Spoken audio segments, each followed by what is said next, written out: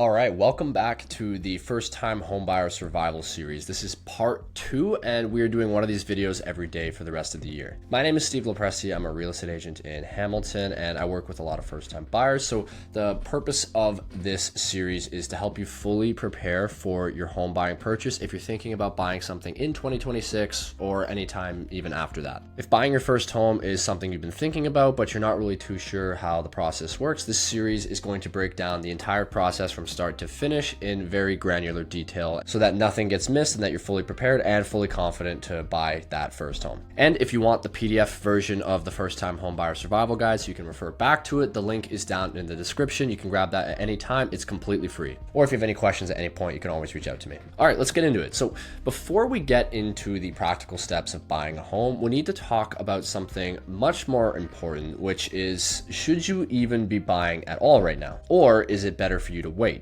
A lot of people try to answer that question by looking at the market. I get asked a lot, is this a good time to be buying? And the question really you should be asking yourself is this the right time for me to be buying? The market is always going to move. Sometimes it favors buyers, sometimes it favors sellers, sometimes it's more balanced in the middle. And I want to avoid talking too much about market conditions right now because I want this series to be relatively timeless and to work in every market. But just as an example, so I can make this point, right now in Hamilton, it is much better for buyers than sellers. Prices have cooled down quite a bit from the highs of COVID, and there's a lot more selection for you to find something. But even in a buyer's market, there are still sellers who do extremely well.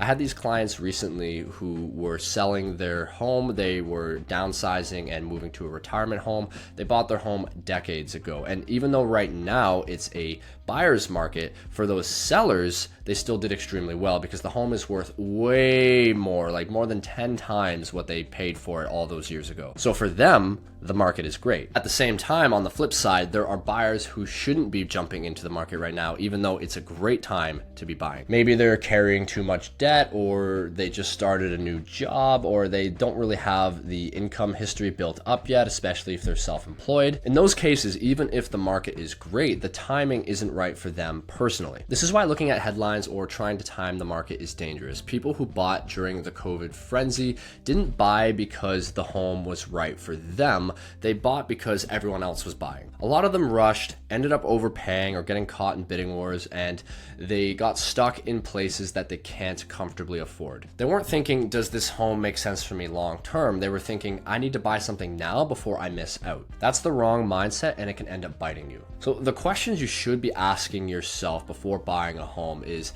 can I afford this comfortably? Does this home fit the lifestyle that I actually want? Am I going to be happy living here for the next 5, 10, 15 plus years? And does this home feel right for me? Not for my friends, not for the headlines, not because of the social pressure, but is it right for me personally at this stage in my life? Don't get caught up in what everybody else is doing. Don't get caught up in what you think you should be doing at this stage of your life. There's absolutely nothing wrong with renting while you build a better financial foundation for yourself. Don't let anybody tell you otherwise. You'll hear things being thrown around like, oh, renting's a waste of money because it's 100% interest. And perhaps there is some truth to that. But in the short term, it could be the best move for you as opposed to rushing into buying something and it not being the right move. And then you end up having to deal with the repercussions of that for the next decade. There's also nothing wrong with living at home if you want to save a little bit of money, if you have the ability to do so. You are on your own timeline, not anybody else's. I'm going to give you a practical example of this. I helped some first-time buyers earlier this year. They bought a beautiful 3-bedroom home that they absolutely loved and that they still love. Now, a few months later, the market has gone down quite a bit from when they actually bought. And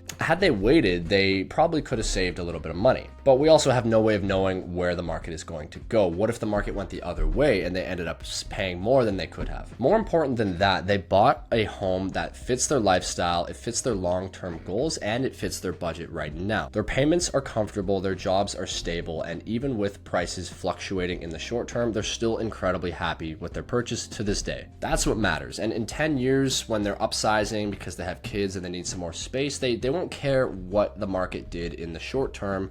the couple months after they bought. What they will care about is that they made a smart, comfortable, long-term decision. So that's the mindset I want you to have. Don't feel the pressure to rush into it. Don't buy because the market is scaring you into acting. Don't buy because your friends are buying or because the news says the market is heating up. Buy because the timing is right for you. It needs to make sense for your finances. It needs to make sense with your job situation, where you want to be living, and where you see yourself in the next several years. And the home that you buy needs to be a reflection of those goals. That is how you avoid stress, regret, and disaster. That is how you make a smart home buying decision. I thank you so much for watching. Hopefully this helps give you some clarity on whether now is the right time for you to be buying or if it makes more sense to be waiting. If you have any questions, drop them down below in the comments, or you can reach out to me directly if you want a bit more clarity on your personal situation. I am always here to help. Tomorrow, we're going to be diving into the details of finances and how to actually prepare yourself financially for this decision. Over the next few days for this series, we're going to be focusing on the first few steps that you should be taking in order to prepare yourself financially. So make sure that you subscribe to the channel, hit that bell notification so that you don't miss one. And if you want the PDF version of the First Time Homebuyer Survival Guide, that is also down in the description. Again, it's totally free.